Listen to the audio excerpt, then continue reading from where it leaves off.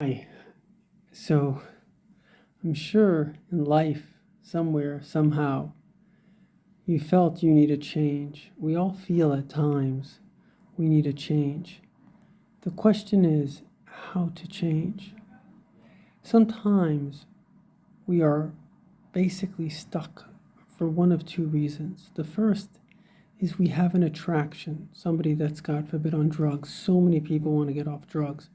But there are many types of behaviors that people may be addicted to. They may be addicted to stealing. They may be addicted to lying. They may be addicted to actually bullying because subconsciously it gives them a pleasure which they're not even aware of. They may be addicted to food. There's so many behaviors that we may want to change, but we don't. And then there are behaviors, or I should say emotions, that keep us stuck. Fears. We were shamed and we're afraid to be ourselves. Pretty common, no?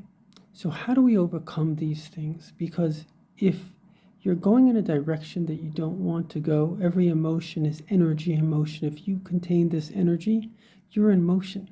And if you don't stop it, I remember a friend of mine said to me, 50 years old, I can't complain about my life. If a ship is heading in a direction and you don't change its course, it's just going to keep on going in that direction. So many of us wish we can be different, but how do we actually change? So this is Kabbalah Therapy. It's Kabbalah, the deepest wisdom that ever came to this planet, received from God himself, the secret for thousands of years transmitted through the Jewish masters. My name is Rabbi Zevi Weinberg. I've written about 30 books on Kabbalah and Jewish mysticism. Check out my website, KabbalahWisdom.org, and subscribe to this channel. But the bottom line is simple. The two primary motives of everything we do in life is either pleasure or pain. Something is going to give me a pleasure, and most of the times we're not even aware of this. I like food, for example. Why? Because it gives me a pleasure. If it was disgusting, I wouldn't like it.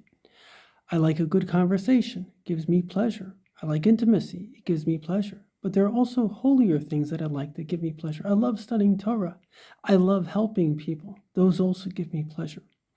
Now you can see that if I don't control my food addiction, if you want to call it that, that's not healthy. So I can ask myself, do I wish that my pleasure in life should be food? No, I do not, because it's not healthy. Do I wish for my pleasure in life, let's say money? I like money. Do I want it to be my pleasure in life? Well, I think money is a very good thing. But again, do I want to be addicted to it? Do I want to be controlled by it? No, I don't. Do I want my pleasure in life to be helping others? Do I want to be addicted to that? Actually, yes, I do. I love that addiction. I think that's a great addiction to have. So you see, everything in life, you have to actually look at it, because when you have a pleasure, it's going to attract you. It's going to cause you to basically try to get it, try to do it. So instead of it being subconscious, make it conscious. Ask yourself, take a list right now.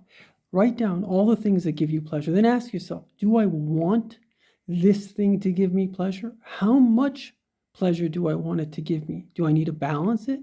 Do I need to exclude it? Do I need to increase it? How much do I need to increase it? And then take another piece of paper and ask yourself, what gives me pain? What gives me shame? Sometimes you'll be surprised that things that give you pain might even be good for you. So, I don't know, it may be painful to exercise every day, but it's a wonderful thing to do. How much? Should I do some more? Should I do some less? Many times in our past, we've been shamed and we're holding on to this fear of people. Ask yourself, what gave me shame in the past? And ask yourself, do I want to hold on to that? Because many times we're just holding on to an ancient memory. Ask yourself, do I want that? Sometimes maybe you do. Maybe it was worth changing for, but maybe it wasn't. And say to yourself, and this is very important, because just like pleasure motivates our behavior, so does choice, my will, my desire. And desire can override pleasure. And the fact of the matter is, I may innately get pleasure, let's say from something called, eating. But I may desire, for whatever reason, let's say I want to be skinny, not to eat. So my desire can actually override my pleasure and actually cause pain when I eat too much and pleasure when I don't. Now, obviously, that can be unhealthy in terms of anorexia, but I'm just giving you an example how something so basic that gives us pleasure, like food, can be overridden by desire, by choice. So now choose, do I want to remain upset with that person? Is that something I want? Or do I wish to forgive and forget? Give myself the freedom from that pain. So in summary, your life, your future, your destiny is under your control. Now, an animal cannot change because they cannot become conscious of their own emotions. But you are not an animal. You can become conscious of your emotions. You can ask yourself, what are my pleasures? What are my pains? What are my shames? Do I wish to keep this pleasure? Do I wish to increase this pleasure? Do I wish to decrease this pleasure? Do I wish to eliminate this pleasure? And as soon as you make that choice, your mind will come up with a way to do it. Same thing with pain and shame. Do I wish to keep this pain? Do I wish to get rid of it?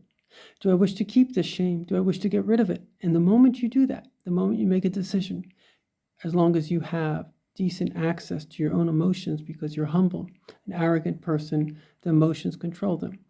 Or if you need to become humble, think about all the stupid things you've done. Yes, you've done stupid things, believe it or not. The more humble you become, the more the mind can start to control the emotions. Good luck. Your future life depends on it.